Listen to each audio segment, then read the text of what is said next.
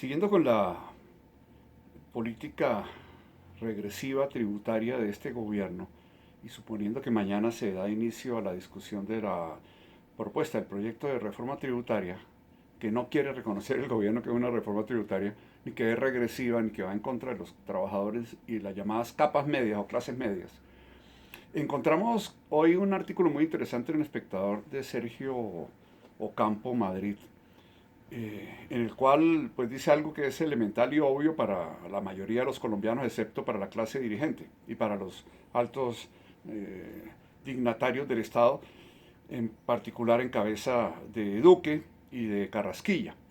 Y es que un líder político, un gobernante, un ministro, un presidente, pues deberían saber y no pensar que eso es cómico, chistoso, el decir en público ante una periodista que también confiesa su ignorancia supina, pero una ignorancia arrogante, prepotente y grosera frente al pueblo colombiano, que sí sabe cuánto vale un bien, o el viceministro Londoño.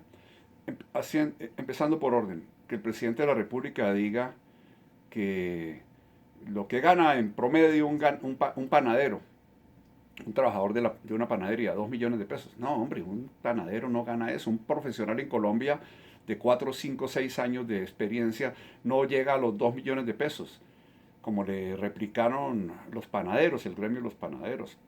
Un panadero gana en promedio 1.200.000 y si es auxiliar de panadería gana el salario mínimo. El ministro de Carrasquilla sale a decir que una cubeta de 12 huevos vale 1.800 pesos. Eso valen 3 huevos, señor ministro, 4 huevos. Realmente no tienen ni idea. Y él mismo, jocosamente, riéndose ante las cámaras, y la señora Vicky Dávila, el altoparlante de la extrema derecha del uribismo, también riéndose, dice, no, yo no tengo ni idea, confieso que no tengo ni idea. Pues debería saber, señora, antes de hacer una entrevista sobre economía, y que va a afectar, una reforma que va a afectar a la mayoría del pueblo, sobre todo en términos del consumo, que va a profundizar la pobreza, la miseria, el hambre, las necesidades fundamentales de millones de personas, niños, etcétera, pues debería averiguar cuánto vale un huevo antes de hacer la entrevista y no reírse de que no sabe. Hombre, qué vergüenza de periodista. Y el señor Londoño, el viceministro, entonces afirmando públicamente, y no se ha retractado hasta donde yo sé, que no hacen parte de la canasta familiar ni de los bienes básicos, ni de los alimentos fundamentales de los colombianos, ni el azúcar, ni la sal, ni el café. No sé en qué país viven estos tipos, en manos de los cuales está la economía de los colombianos, finalmente la vida, la capacidad de compra, de consumo de los colombianos. Si no saben en qué país viven, o son tan cínicos y mala clase, que es lo que yo pienso, o realmente no les interesa el país. Les interesan, son sus amos quienes les dan las órdenes, que son los grupos financieros y los organismos multilaterales.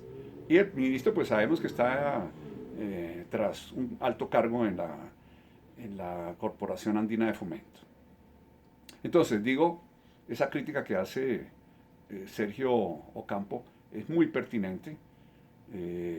Determina en manos de quiénes estamos, en manos de una clase plutocrática que trabaja en función de los intereses de los grandes conglomerados, de las grandes corporaciones financieras y económicas, los monopolios, oligopolios en Colombia, y del interés extranjero. Por otro lado, otro autor muy importante, Camilo Neira Montes, que esta mañana me hacía la anotación. Cuando el señor Carrasquilla presenta 100 barbaridades para que todo el mundo le caiga encima, posando de malo, y tratando de que de esas 100 salgan 50 eventualmente, y todo el mundo se pone en contra, los partidos de derecha, los aliados del gobierno, el mismo partido de gobierno, el mismo líder ideológico del partido de gobierno, el señor Londoño Hoyos, que sale a despotricar y a descalificar a Carrasquilla por tener posiciones socialistas. Uy, Carrasquilla se volvió socialista, Castro chavista, hay que enderezar.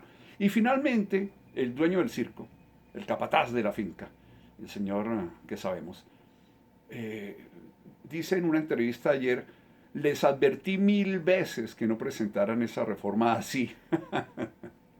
El problema aquí es que no le hacen caso al señor ex presidente o presidiario, no sé. No le hacen caso, si no estaríamos en el mejor de los mundos posibles. ¿Por qué presentan la reforma tributaria así? Él les advirtió. Entonces, si hubieran presentado la reforma como él dijo, pues sería una gran reforma. No le hicieron caso, no le hizo caso el que él dijo, el que él puso. Entonces dice el doctor Neira que, claro, esa es una gran estrategia, son muy buenos jugadores de ajedrez realmente, para acudir a lo último, a lo necesario, porque como también se supone que es una reforma tributaria necesaria, es un supuesto de fe, ¿no? Es un principio de fe. Yo no tengo por qué ponerme a discutir que eso sea o no sea cierto. Es un a priori. Es necesaria una reforma tributaria, no hay nada más que decir. No hay nadie que diga que no es necesaria. Nadie se pone a pensar en lo que yo ya he planteado en videos anteriores, en acabar con las exenciones tributarias del gran capital, en gravar a los grandes capitales, a las grandes empresas, en luchar contra la corrupción administrativa que se lleva 50, 60 billones de pesos al año, en luchar contra la evasión y la elusión, contra las dejar de darles exenciones y gabelas a las zonas francas, etcétera. Hay una cantidad de soluciones. Reducir el gasto público, no solamente la corrupción, sino el gasto público. Dejar de comprar aviones de combate F-16, 165 millones de dólares cada uno, 14 o 24 aviones, no sé finalmente cuántos son, en plena pandemia. Cambiarles uniformes a la policía, ¿cuánto vale cambiarle los uniformes a la policía en plena pandemia? Dejar de estar publicitándose, autoelogiándose por los medios de comunicación el señor Duque todos los días 1 hora, ¿cuánto le cuesta eso al erario? Y lo mismo el señor ministro de Defensa, y lo mismo el fiscal, perdón, general de la Nación, gastando dineros, cientos de millones de pesos, miles de millones, para autoalabarse y decir que son los mejores funcionarios de la historia de Colombia. Y más bien esa plata que está derrochándose, pues destinarla al gasto público.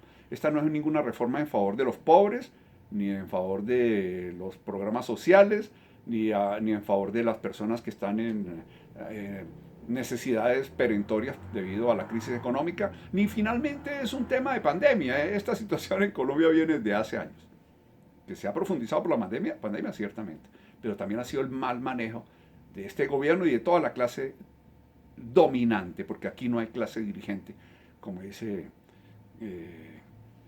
Antonio Caballero. Entonces el doctor Neira otra vez dice, claro, van por Ecopetrol, van por las grandes empresas del Estado. Ecopetrol, por ahí tenemos a Ecopetrol, no hagamos la reforma tributaria, pues no hay ambiente, estamos en época casi preelectoral, todos los partidos, no solamente de oposición ni independientes, sino los aliados nuestros, se fueron en contra. Los partidos cristianos ya dijeron que no, el partido de la U tampoco, el Cambio Radical tampoco. Los conservadores hoy ya sacaron un comunicado diciendo que no, que esa reforma sí no la pueden acompañar. El mismo Centro Democrático ya salió a decir que, en cabeza de su líder, ¿cuántas veces les advertí? 1000 veces les advertí que no presentaran esa reforma así. Como si todos no supiéramos que él es el que manda en este gobierno.